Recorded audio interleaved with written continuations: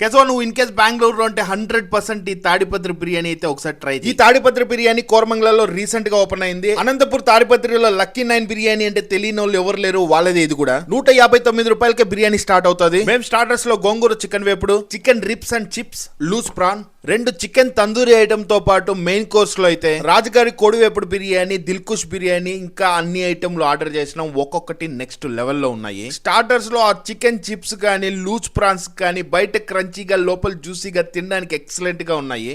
నేను పోయిన రోజు అయితే ఆ డే లో స్పెషల్ గా గోంగూర చికెన్ కర్రీ ఉన్నింది. అది తినడానికి అయితే జ్యూసీగా సూపర్ గా ఉన్నింది. ఈ రెస్టారెంట్ లో స్టార్ ఆఫ్ ద ఐటమ్ అయితే తాడిపత్రి బిర్యానీ. ఇదైతే 100% ట్రై చేయాలి. బెంగళూరులో ఇట్లాంటి బిర్యానీ దొరికే ఛాన్సే లేదు. ఇది అన్లిమిటెడ్ బిర్యానీ రైస్ తో. ఈ బిర్యానీ గురించి చెప్పాలంటే మీ అనంతపూర్ ఫ్రెండే చెప్తాడు, షేర్ చేశాడు. ఈ దిల్కుష్ బిర్యానీ కొంచెం యూనిక్ గా ఉన్న బాస్మతి రైస్ తో కుక్ అయిన పర్ఫెక్ట్ బిర్యానీ అని చెప్తా. బెంగళూరు కోరమంగళలో ఉంటే ఒకసారి విజిట్ చేయండి. అట్లే మర్చిపోకుండా ఫాలో